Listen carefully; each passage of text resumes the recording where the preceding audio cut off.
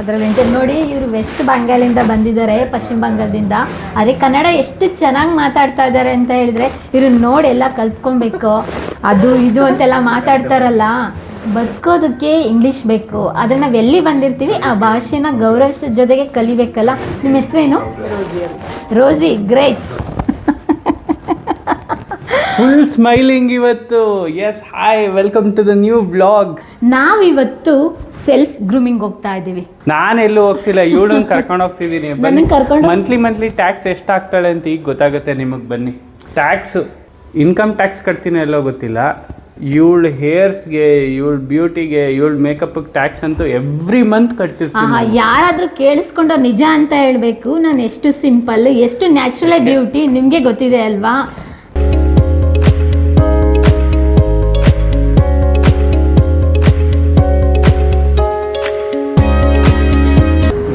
ಹಿಂಗೆ ಚೆನ್ನಾಗಿ ಕಾಣಲ್ಲ, ಹಿಂಗೆ ಹಾಕಿದ್ರೇ ಚೆನ್ನಾಗಿರತ್ತೆ.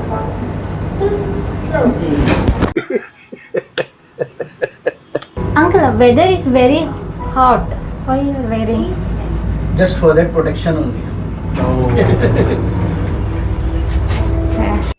ಇದು ಆಕ್ಚುಲಿ ಚೆನ್ನಾಗಿರೋದು.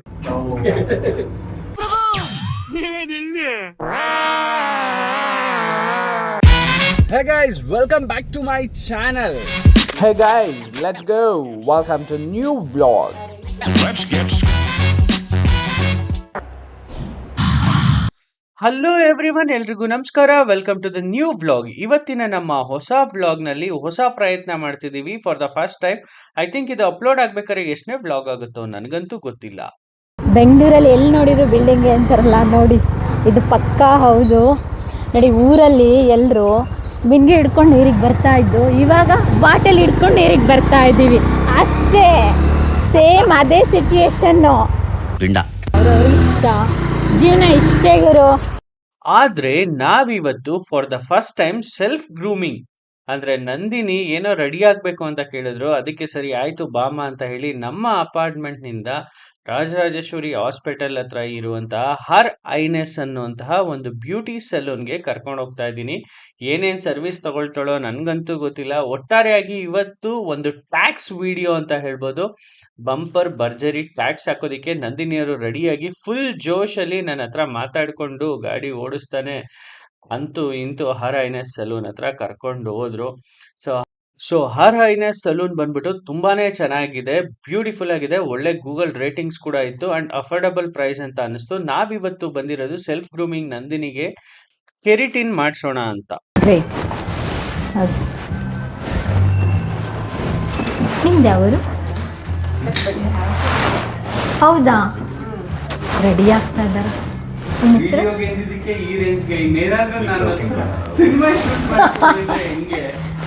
ಅದರಲ್ಲಿ ನೋಡಿ ಇವರು ವೆಸ್ಟ್ ಬಂಗಾಲಿಂದ ಬಂದಿದ್ದಾರೆ, ಪಶ್ಚಿಮ ಬಂಗಾಳದಿಂದ. ಅದೇ ಕನ್ನಡ ಎಷ್ಟು ಚೆನ್ನಾಗಿ ಮಾತಾಡ್ತಾ ಇದ್ದಾರೆ ಅಂತ ಹೇಳಿದ್ರೆ ಇವ್ರನ್ನ ನೋಡಿ ಎಲ್ಲ ಕಲ್ತ್ಕೊಬೇಕು.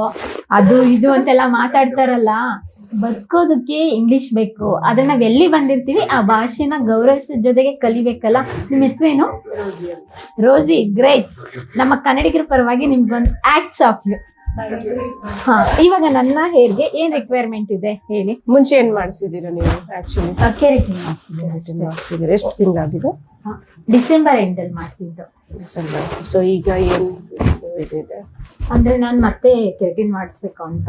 ಅಂದ್ರೆ ಫ್ರಂಟ್ ಇದೆಯಲ್ಲ ಅದು ಸ್ವಲ್ಪ ಹೇರ್ ಸ್ಟೆಪ್ ಕಟ್ ಮಾಡಿಸಿ, ಆಮೇಲೆ ಹಿಂದೆ ಎಲ್ಲ ಯು ಶೇಪ್ ಮಾಡಿಸೋಣ ಅಂತ. ಓಕೆ, ಹೇರ್ ಕಟ್ ಮಾಡಿಸಿ, ಕೆರಾಟಿನ್ ಮಾಡಿಸಿ ಹೇರ್ ಕಟ್ ಮಾಡ್ಬೇಕು ನೀವು? ಅಂದ್ರೆ ಯೂಶುವಲಿ ಅದು ಕೆರಾಟಿನ್ ಮಾಡಿದಾಗ ಮಾಡೇ ಮಾಡ್ತಾರಲ್ಲ.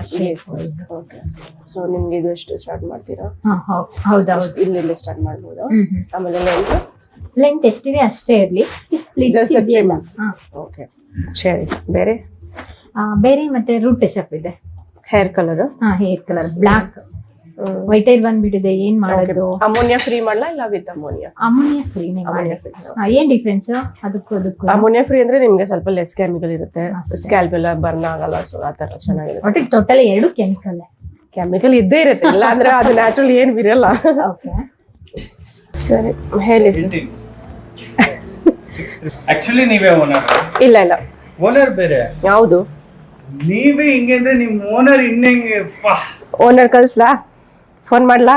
ಬೇಡ. ನಿಮ್ಮ ಓನರ್ನಾದ್ರೂ ಒಂದ್ಸಲ ಇನ್ಸ್ಟಾಗ್ರಾಮ್ ಅಲ್ಲಿ ಚೆಕ್ ಮಾಡ್ಕೋತೀನಿ ಅವ್ರ ಪ್ರೊಫೈಲ್ ಹೇಳಿ. ಇಂಥವ್ರು ಇರ್ಬೇಕಲ್ವಾ ಎಲ್ಲಾ ಕಡೆ ಎಲ್ಲಾ ಸಂಸ್ಥೆಲೂ ತುಂಬಾ ಕ್ಲಿಕ್ ಆಗುತ್ತೆ. ಹೌದು. ಆ್ಯಕ್ಚುಲಿ ಇದು ಬಂದು ಫೀಮೇಲ್ ಕಂಟೆಂಟು. ನಾನು ಫಾರ್ ದ ಫಸ್ಟ್ ಟೈಮ್ ಮೇಲು ಕಂಪ್ಲೀಟಾಗಿ ಈ ಸಲೂನ್ನಲ್ಲಿ ಏನೇನಾಯಿತು, ನಂದಿನಿಗೆ ಯಾವ ಥರ ಟ್ರೀಟ್ಮೆಂಟ್ ಮಾಡಿದ್ರು, ಕೆರಿಟಿನ್ ಟ್ರೀಟ್ಮೆಂಟ್ ಹೆಂಗೆ ನಡೀತು ಅಂತ ಕಣ್ಣಾರೆ ನೋಡೋದ್ರಿಂದ ಈ ವಿಡಿಯೋನ ನಾನೇ ಕಂಪ್ಲೀಟಾಗಿ ಎಕ್ಸ್ಪ್ಲೈನ್ ಮಾಡ್ತಾ ಇದ್ದೀನಿ. ಫಸ್ಟ್ ಟೈಮ್ ಅವಳು ನಂದಿನಿ ಹೇರ್ಸ್ಗೆ ಬಂದ್ಬಿಟ್ಟು ಹೇರ್ ಸ್ಪಾ ಮಾಡಿದ್ರು. ಆ್ಯಕ್ಚುಲಿ ಕ್ಲೀನಾಗಿ ವಾಶ್ ಮಾಡಿ ಡ್ರೈ ಮಾಡಿ ಆ್ಯಂಡ್ ಎಲ್ಲೂ ಕೂಡ ವೆಟ್ ಇಲ್ಲದೆ ಇರೋ ರೀತಿಯಲ್ಲಿ ಮಾಡಿದ್ದಾರೆ. ಆ್ಯಂಡ್ ಅದಾದಮೇಲೆ ಅವರು ನನಗೆ ಫಸ್ಟ್ ಹೇಳಿದ್ದು ಕೂಮ್ ಮಾಡಿ ಹೇರ್ ಹೇಗಿದೆ, ಎಲ್ಲೆಲ್ಲಿ ಡ್ಯಾಮೇಜ್ ಇದೆ ನೋಡಬೇಕು ಅಂತ ಹೇಳಿಬಿಟ್ಟು. ಸೊ ಹಾಗಾಗಿ ನಂದಿನಿ ಹೇರ್ಸ್ ಡ್ಯಾಮೇಜಸ್ ಎಲ್ಲಿದೆ ಅಂತ ಹೇಳಿ ಫೈಂಡ್ ಔಟ್ ಮಾಡಿದ್ರು. ನೆಕ್ಸ್ಟು ಆ ಕೆರಿಟಿನ್ ಟ್ರೀಟ್ಮೆಂಟ್ಗೆ ಬೇಕಾದಂತಹ ಸೊಲ್ಯೂಷನ್ನ ಹಾಕ್ಕೊಂಡು ಹೇರ್ಸ್ನ ಡಿವೈಡ್ ಮಾಡಿದ್ರು. ಸೊ ಹೇರ್ನ ಡಿವೈಡ್ ಮಾಡಿದ ನಂತರ ಆ ಕೆರಿಟಿನ್ ಇದನ್ನು ಅಪ್ಲೈ ಮಾಡ್ತಾ ಬಂದರು. ಆ ಕೆರಟಿನಲ್ಲಿ ಒರಿಜಿನಲ್ ಆಗಿ ಕೆರಟಿನ್ ಅಂತಾನೆ ಒಂದು ಬರುತ್ತೆ, ಹೇರ್ ಸ್ಮೂತ್ನಿಂಗು ಮತ್ತು ಹೇರ್ ಸ್ಪಾ ಹಾಗೆ ಹೇರ್ ಪ್ರೋಟೀನ್ ಕೇರ್ ಅಂತಲೂ ಹೇಳ್ತಾರೆ. ಬಟ್ ಏನಾಗುತ್ತೋ ಇಲ್ವೋ ಗೊತ್ತಿಲ್ಲ, ನಾವಂತೂ ನಮ್ಮ ಅಪ್ಪನ ಕಾಲದಿಂದ ಆಗಲಿ ನಮ್ಮ ಅಜ್ಜಿ ಕಾಲದಿಂದ ಆಗಲಿ ಯಾರೂ ಇದನ್ನೆಲ್ಲ ಮಾಡಿಸ್ಲಿಲ್ಲ. ಆದರೆ ಮಾಡ್ತಾ ಮಾಡ್ತಾ ಮಾಡ್ತಾ ಹೆವಿ ಹೊಗೆ ಬರ್ತಿದೆ ನೋಡಿ. ಈ ಹೊಗೆ ನೋಡಿದ ನನಗೆ ನಿಜವಾಗ್ಲೂ ಶಾಕ್ ಆಯಿತು. ಯಾವ ಮಟ್ಟಕ್ಕೆ ಹೇರು ಡ್ಯಾಮೇಜ್ ಆಗುತ್ತಾ ಅಥವಾ ಹೇರು ಇದರಿಂದ ಟ್ರೀಟ್ಮೆಂಟ್ ಆಗುತ್ತೋ ನನಗಂತೂ ಗೊತ್ತಿಲ್ಲ. ಸೈಂಟಿಫಿಕ್ಕಾಗಿ ಹೆಂಗೆ ಕೆಲಸ ಮಾಡುತ್ತೋ, ಆದರೆ ನೋಡೋರಿಗೆ ಮಾತ್ರ ಅನ್ನಿಸ್ತಾ ಇರುತ್ತೆ ಕೂದಲು ಸುಟ್ಟು ಹೋಗ್ತಾ ಇದೆ ಅಂತ ಹೇಳಿ.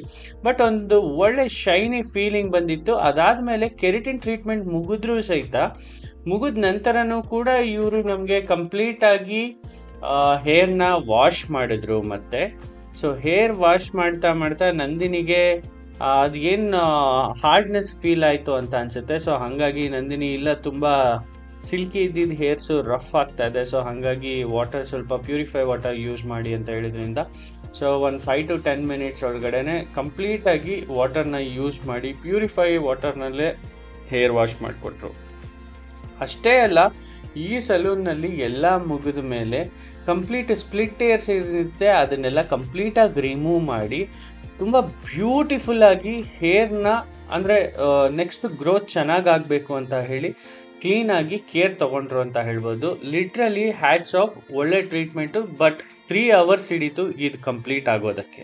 ಫೈನಲ್ಲಿ ನೋಡ್ಬೋದು ನೀವು ನನ್ನ ಲುಕ್ಕು ಹೇಗಿದೆ ಅಂತ ಹೇಳಿ. ಆದರೆ ಒಂದು ವಿಷಯ ಏನು ಬೇಜಾರು ಗೊತ್ತಾ, ಹೇರ್ ತುಂಬ ಚೆನ್ನಾಗಿ ಬಂದಿದೆ, ಆದರೆ 3 hours ಕಾಡಬೇಕಲ್ಲ, ಹೊಟ್ಟೆ ಚಿರುಚಿರು ಅಂತ ಇದೆ. ಹಾಗಾಗಿ ಬೇಗ ಮಾಡಿ ನನಗೆ ಅಂತ ಹೇಳಿ 2-3 ಜನ ಸೇರಿಕೊಂಡು ಹೇರ್ ಕೆರಟಿನ್ ಮಾಡಿದರು. ಪ್ರೋಟೀನ್ ಟ್ರೀಟ್ಮೆಂಟು ತುಂಬ ಸಖತ್ತಾಗಿತ್ತು, ಸರ್ವಿಸ್ ಕೂಡ ಅಷ್ಟೇ ಚೆನ್ನಾಗಿತ್ತು. ನಾನಂತೂ ಸಿಕ್ಕಾಬಟ್ಟೆ ಅವ್ರಿಗೆ, ನನಗೆ ಎಂತ ಮಲಯಾಳಂ ಬರಲ್ಲ, ಅವ್ರಿಗೆ ಕನ್ನಡ ಬರಲ್ಲ, ಎಂಜಾಯ್ ಮಾಡಿಕೊಂಡು ಇಲ್ಲಿರೋ ಸ್ಟಾಫ್ ಜೊತೆ ವರ್ಕ್ ಮಾಡಿದರು. ಆಲ್ರೆಡಿ ತುಂಬ thank you so much. So much ma'am, thank you for coming. Okay, ಊಟ ಮಾಡೋಣ, ಟೈಮ್ ಆಯ್ತಾ ಆಲ್ರೆಡಿ. ಪೇಮೆಂಟ್ ಮಾಡೋಣ,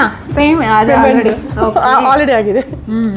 ಆಕಾಶ್ ನನಗೋಸ್ಕರ ರೆಡಿ ಮಾಡ್ಕೊಂಡು ಬಂದಿದ್ದಾರೆ. ಐ ಥಿಂಕ್ ಅವ್ರು ಫ್ರೂಟ್ಸೇ ತಂದಿರ್ತಾರೆ ಅಥವಾ ವೆಜಿಟೇಬಲ್ ತಂದಿರ್ತಾರೆ, ಇನ್ನೇನು ಮನೇಲೇನು ಅಡುಗೆ ಮಾಡ್ಕೊಂಡು ತಂದಿರಲ್ಲ. ನೋಡೋಣ ಏನು ತಂದಿದ್ದಾರೆ ಅಂತ. ಹೇಳಿಲ್ವಾ, ಫ್ರೂಟ್ಸ್ ಮತ್ತು ವೆಜಿಟೇಬಲ್ ಅಷ್ಟೇ, ಸದ್ಯ ಅಷ್ಟನ್ನಾದರೂ ಮಾಡ್ಕೊಡ್ತಾರಲ್ಲ ಪ್ರೀತಿಯಿಂದ. Thank you, love you so much Akash. ಮತ್ತೆ ಸಿಗೋಣ ಮತ್ತೊಂದು ವಿಡಿಯೋದಲ್ಲಿ. Stay tune. ಇಲ್ಲ ನನಗೆ ಆಕಾಶ್ ಹೇಗಿದೆ ಹೇರ್ ಸ್ಟೈಲ್ ಏನು ಹೇಳಿಲ್ಲ, ಆದರೆ ಆಕಾಶ್ ಚೆನ್ನಾಗಾಗಿದೆ ಅಂತ ಹೇಳ್ತಿದ್ದಾರೆ. ಆದರೆ ಮನಸ್ಸಲ್ಲಿ ಎಷ್ಟು ಇದಿದೆ ಗೊತ್ತಾ, ಖರ್ಚು ಮಾಡಿಸ್ತಾ ಇದ್ದಾಳೆ ಅಂತ ನಿಮಗೆ ಗೊತ್ತಾ. ಆಕಾಶ್ ಡಿವೈಸ್ ಮೇಲೆ ಇನ್ವೆಸ್ಟ್ ಮಾಡ್ತಾರೆ, ಆದರೆ ಹೆಂಡತಿ ಮಕ್ಳ ಮೇಲೆ ಇನ್ವೆಸ್ಟ್ ಮಾಡಲ್ಲ. ಜಿಪುಣ ನನ್ನ ಗಂಡ. ಕೆರಿಟಿನ್ ಏನೋ ಮುಗೀತು, ಆದರೆ ನಮ್ಮ ಡಿಸ್ಕಷನ್ ಮುಗಿಲಿಲ್ಲ. ಯಾಕೆಂತಂದರೆ ಮಧ್ಯಾಹ್ನ ನಾನು 12 ಗಂಟೆಗೆ ಕರ್ಕೊಂಡೋಗಿ ಸಲೂನಿಗೆ ಬಿಟ್ಟವನು ಸರಿ ಸುಮಾರು ಸಲೂನಿಂದ ಆಚೆ ಬರೋದ್ರೊಳಗೆ ನಂದಿನಿ 6:15 ಆಗೋಗಿತ್ತು. ಸೊ ಅಷ್ಟೊತ್ತಿಗೆ ನಮಗೂ ಕೂಡ ಹೊಟ್ಟೆಸ್ತಿತ್ತು, ನಂದಿನಿಗೂ ಹೊಟ್ಟೆಸ್ತಿತ್ತು. ಸೊ ಇಬ್ಬರು ಕೂಡ ಅಲ್ಲೇ ಪಕ್ಕದಲ್ಲಿರುವಂತಹ ಒಂದು ಹೋಟೆಲ್ಗೆ ಹೋಗಿ ಇಡ್ಲಿ, ಅದರಲ್ಲೂ ರವಾ ಇಡ್ಲಿ, ಹೆಲ್ತ್ ಕಾನ್ಷಿಯಸ್ಸಿಂದ ಸೊ ಸಾಂಬಾರ್ ಜೊತೆಗೆ ಡಿಪ್ ಮಾಡಿ ತಿನ್ನುವಂಥ ಒಂದು ಅಭ್ಯಾಸ ಮುಂಚೆಯಿಂದನೂ ಇಬ್ಬರಿಗೂ ಇದೆ. ಸೊ ಹಾಗಾಗಿ ಸೇಮ್ ರೊಟೀನನ್ನು ಇಲ್ಲೂ ಫಾಲೋ ಮಾಡಿದ್ವಿ.